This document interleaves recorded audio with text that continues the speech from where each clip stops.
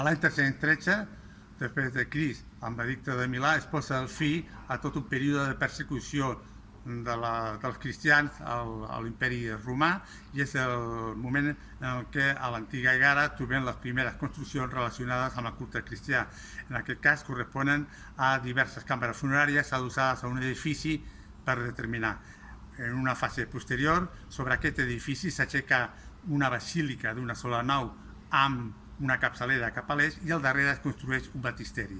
Cal indicar que a l'interior d'aquesta basílica el paviment està terra batuda per encabir les tombes. En una fase posterior, aquest interior de la basílica es pavimenta en un mosaic, i a la part darrere de l'absis es construeix l'actual baptisteri que podem visitar.